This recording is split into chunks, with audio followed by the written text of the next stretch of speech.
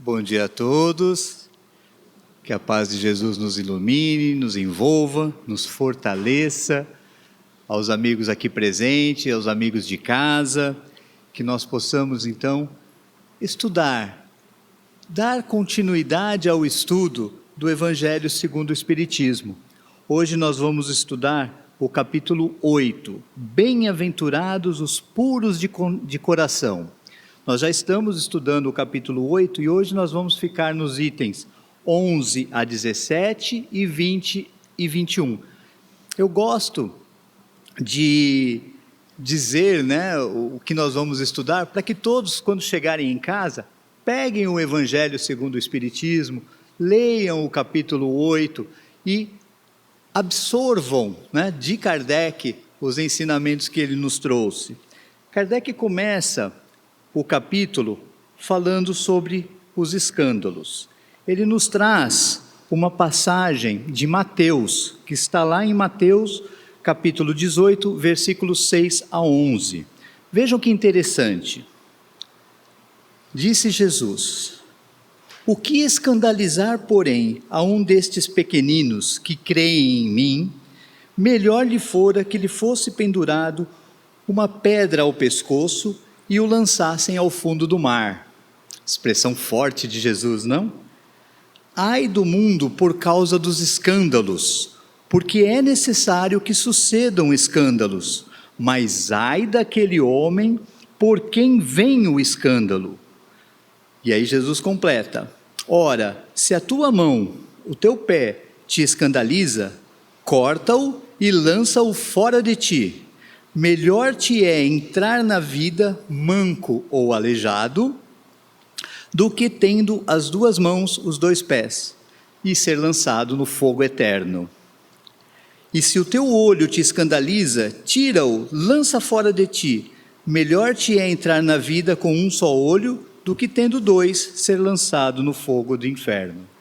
Vede, não desprezeis alguns desses pequeninos, porque eu vos declaro que os seus anjos no céu incessantemente estão vendo a face de meu Pai que está nos céus, porque o Filho do Homem veio a salvar o que havia perecido.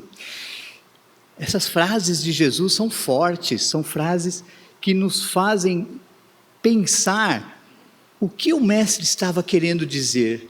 E a doutrina espírita vem nos iluminar, vem nos explicar ao que Jesus estava se referindo. Para a gente começar a entender, vamos entender o que é escândalo. Escândalo, do ponto de vista da sociedade, da moral, é tudo aquilo que tem uma grave repercussão, aquilo que acontece que choca as pessoas, que choca a moral, que nos deixa assim, com aquele espírito de, puxa, isso não foi bom, isso não foi legal. E muitas vezes, segundo Kardec nos coloca aqui nessa análise que ele faz, as pessoas evitam os escândalos, não porque nós já entendemos que aquilo não é bom, nós evitamos os escândalos porque nós não queremos nos expor, nós não queremos estar expostos, nós não queremos ter o nosso orgulho ferido. E aí nós nos assemelhamos a aquelas pessoas que Jesus se referia, são sepulcros caiados, são bonitos por fora, mas ainda precisam se melhorar por dentro. Mas Kardec expande o sentido da palavra escândalo, Ele nos traz o sentido evangélico da palavra escândalo. Escândalo é tudo o que resulta dos vícios e das imperfeições humanas. Todas as más ações de indivíduo para indivíduo, com repercussões tristes. E aí a gente entende que escândalo é um mal moral. É um mal, é aquilo que faz com que a gente prejudique um ao outro, é aquilo que faz com que a gente entregue ao outro aquilo que a gente não gostaria de receber. E vai contra justamente o que Jesus nos ensinou: amar a Deus sobre todas as coisas e ao próximo como a si mesmo. Então, quando você faz para alguém aquilo que você não gostaria de receber, você está praticando o mal. E aí, a gente vai entendendo, a gente chega em Jesus. O que Jesus quis dizer, então, com é necessário que venham os escândalos? É que o Mestre sabe que nós somos ainda espíritos imperfeitos, que nós somos espíritos ainda no início da nossa jornada evolutiva. Nós fomos criados simples e ignorantes, e através das nossas experiências, nós vamos nos desenvolvendo, aprendendo, sendo pessoas melhores. E neste processo, nós cometemos erros, porque é através da tentativa, do acerto, do erro, que nós vamos aprendendo, que nós vamos nos desenvolvendo. Então, por que Jesus disse, é necessário que venham os escândalos, que os erros aconteçam? Porque ele sabia que a gente ainda estava aprendendo, que a gente ia errar, que a gente ia cometer ações das quais nós iríamos nos arrepender. E é através destas ações, deste arrependimento, que a gente cresce, que a gente melhora. E assim, a gente começa a entender o nosso planeta, o planeta Terra. O planeta Terra, segundo a doutrina espírita, é um planeta de provas e expiações. Ou seja, nós, espíritos que estamos aqui reencarnados, estamos aprendendo, através das provas, a nos tornarmos pessoas melhores. Mas também estamos recebendo os ensinamentos que vêm através das consequências dos nossos erros passados. Então, vejam, não se trata de castigo, não se trata de punição. Quando nós recebemos ou enfrentamos situações difíceis na nossa vida, essas situações, que muitas vezes são consequências dos nossos erros passados, elas vêm para nos ajudar a entender o amor divino, a entender como é bom ser bom, a entender como que é importante a gente evitar o mal e trabalhar isso em nós mesmos. É assim que Deus faz sair daquilo que não é bom, daquelas situações que não são boas, do mal, faz sair o bem. E assim a gente vai aprendendo justamente uns com os outros através dessas experiências. E aí no item 15, Kardec faz a seguinte pergunta: bom, então pensando assim, o mal é necessário e durará para sempre. Calma, vamos entender. O mal é necessário enquanto nós ainda não aprendemos. A partir do momento que nós vamos aprendendo, vamos evoluindo, vamos nos tornando uma sociedade melhor, e é fácil da gente observar isso, é só ver hoje, né? Século 21, 2026, nós estamos muito melhores do que há 1000 anos atrás, do que há 2000 anos atrás. Já somos mais organizados, já nos respeitamos mais, ainda temos muitos escândalos, sim, ainda acontecem muitos escândalos, mas nós já evoluímos bastante. Com base nesta evolução que o planeta já atingiu, nós podemos pensar na evolução que nós temos ainda pela frente. O quanto que nós ainda vamos progredir, o quanto que nós ainda vamos melhorar. E aí, quando estivermos em uma sociedade em que as pessoas não praticam mais o mal, não há mais os escândalos, não haverá mais a necessidade das punições. Então, o mal, ele vai existir enquanto for necessário. A partir do momento em que não for mais necessário, nós estaremos em um mundo, como Kardec nos coloca, em um mundo mais adiantado, em um mundo em que não há mais o mal, não há mais os escândalos. Aí a gente pode perguntar assim: mas isso se todos os que vivem neste mundo mais adiantado já tiverem progredido moralmente. Sim, exatamente. E aqueles que ainda não progrediram? E aqueles que ainda estão muito arraigados no mal, que ainda são muito orgulhosos, muito egoístas, que só pensam em si mesmos, que não têm consideração pelo próximo, que ainda não aprenderam a amar a Deus e ao próximo como a si mesmo? Bem, essas pessoas não poderão continuar com esta sociedade, com este mundo que já evoluiu, que já melhorou. E o que a gente vai fazer com essas pessoas então? Pois é só a gente pensar que Deus, que nos ama infinitamente, criou todo este universo. Então existem muitos mundos que estão ainda em formação, que estão começando. Estas pessoas, estes espíritos, vão ser levados para mundos em que eles estejam novamente na companhia de pessoas como eles, que ainda estão arraigadas, que ainda estão precisando de passar por estas experiências, e assim ele vai continuar o seu processo evolutivo. De novo, gente, não é um castigo, é educação, é ajudar o espírito a crescer, a entender, a se melhorar, e assim todos nós vamos vivendo mais felizes, mais em harmonia uns com os outros, e é assim que o mundo vai melhorando.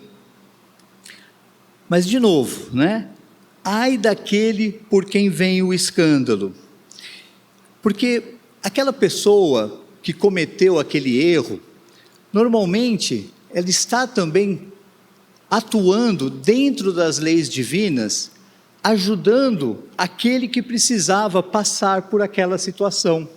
Kardec nos dá um exemplo, no item 16, de um mau pai. Então vamos dizer que eu sou um mau pai, não cuido do meu filho, não zelo por ele, não ensino boas coisas, não ensino a ele a pensar em Jesus, não desperto nele a fé, não cuido do meu filho. O que vai acontecer? Provavelmente este filho vai ser um filho ingrato, vai cometer comigo as mesmas coisas que eu cometi com ele, a indiferença, a ingratidão. Só que aquele caso que está me ensinando a ser um melhor pai, porque eu vou sentir isso no meu coração, aquele filho também pode passar por esta situação de receber a ingratidão do filho dele, de maneira que ele também aprenda que, apesar de não ter recebido carinho, amor, afeto, ele também não poderia tratar com ingratidão, tratar com indiferença. Ele também deveria despertar nele o perdão, a compreensão.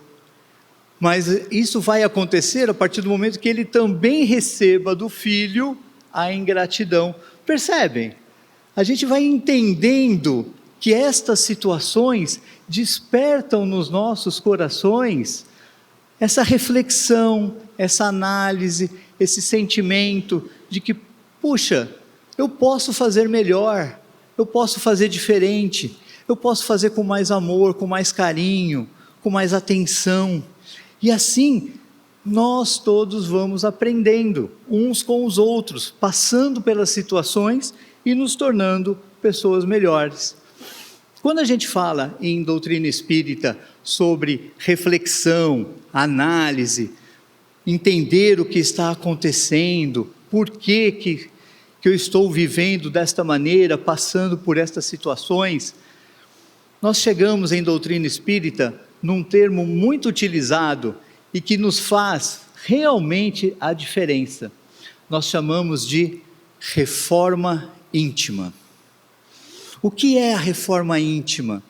É você olhar para dentro de você mesmo e perceber o quanto você ainda precisa melhorar, o quanto você ainda está se prendendo no seu egoísmo, o quanto você ainda precisa aprender a perdoar as faltas das pessoas, porque muitas vezes a gente também comete erros. Lembra da oração de Jesus? Perdoai as nossas ofensas, assim como nós perdoamos a quem nos tem ofendido. Então, essa reflexão íntima, que é você olhando para dentro de você mesmo, é a reforma íntima. É assim que a gente tem que fazer todos os dias, sabe? Hoje eu pisei na bola, não foi bom.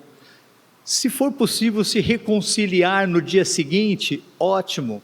Mas se você já conseguir no dia seguinte não cometer os mesmos erros novamente, for um pouco mais solidário, um pouco mais atencioso, estender a mão, perdoar, você já estará praticando esta reforma íntima, você já estará se melhorando. E aí não vai, talvez, vai diminuir essa carga das expiações. No último item, no item 20, Kardec nos traz o exemplo de uma senhora que perdeu a visão, ela era cega. E para entender o que aconteceu com ela, ele recebeu a visita do Jean-Baptiste Vianney, o cura d'Ars. Cura d'Ars foi um padre que viveu lá no século XVIII, e ele ajudou muito a cidade de Ars, lá na França. E ele explicou que aquela situação pela qual aquela senhora estava passando, a cegueira, não era daquela vida, era de vidas anteriores, que ela estava passando por aquilo, porque era necessário para a reflexão íntima, espiritual dela, para se melhorar, até para ficar em paz com a sua própria consciência. Claro, tem que buscar na medicina a ajuda, como fazer para se cuidar, claro, tem sim, mas também tem que se resignar, também tem que entender que Deus nos colocou naquela situação, naquela expiação, para que houvesse uma reflexão. Nós temos sempre duas opções: você pode se revoltar com as coisas que acontecem, ou você pode entender as coisas que acontecem e se resignar. Se você se revoltar, significa que você não está tirando aprendizado daquela situação, que você está questionando Deus, que você está rebelde, como o próprio nome diz, que você está revoltado, e isso não é bom. Ao passo que, se você entender, se resignar, buscar compreender as leis divinas, buscar se harmonizar dentro daquela situação, buscar Deus, e Cura d'Ars fala bastante da importância da prece. A prece é uma ferramenta maravilhosa que nos dá forças, que nos dá coragem para enfrentar as dificuldades. E assim, aquela irmã que estava passando por aquela expiação da cegueira, se ela se voltasse para Deus, se ela buscasse através da prece a resignação, a coragem, a força para enfrentar aquela situação, quando viesse a desencarnação, ela estaria no plano espiritual numa situação muito melhor, por ter passado uma vida, uma reencarnação, buscando a Deus, buscando se harmonizar, buscando estar em paz com as leis divinas. Então, que a gente possa cada vez mais desenvolver essa confiança em Deus, desenvolver esse nosso amor ao próximo, orar mais, buscar através da oração a nossa reforma íntima. Santo Agostinho nos fala no Evangelho segundo o Espiritismo, que ao final do dia, faça uma análise: como é que foi o meu dia? O que eu fiz? O bem que eu fiz? Os erros que eu cometi? Aquilo que eu deixei de fazer, que eu poderia ter feito? e com essa análise buscar se melhorar. E na sua oração do final do dia, pedir a Deus que nos ilumine, que nos traga a companhia dos bons amigos espirituais durante o nosso sono, que a gente possa receber essas energias, esse auxílio, essas orientações, para no dia seguinte acordarmos bem, acordarmos melhor, acordarmos com mais ânimo, com mais energia para a vida. E também a prece quando acordamos. É dever do Espírito, é nosso dever como os filhos de Deus, usar, praticar, se colocar em prece.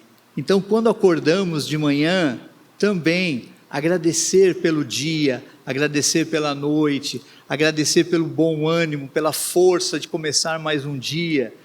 E durante o nosso dia, você assim, nossa Alexandre, mas então nós vamos ficar em prece o dia inteiro? Sim!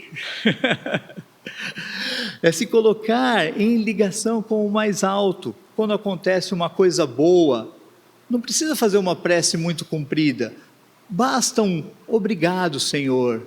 Quando um acidente é evitado, né, o exemplo mais fácil é no trânsito, né? Puxa, se eu tivesse avançado mais um pouquinho, tinha acontecido um acidente. Graças a Deus não aconteceu. Isso já é uma prece, isso já é um agradecimento. E estar durante todo o tempo com o pensamento elevado, pensando no mais alto, agradecendo, pedindo. Isso nos dá confiança, isso nos dá forças para a nossa vida. Que nós possamos trazer tudo isso para a nossa vida, colocar tudo isso em prática, estudar os ensinamentos do Mestre Jesus. Um bom domingo, uma boa semana a todos.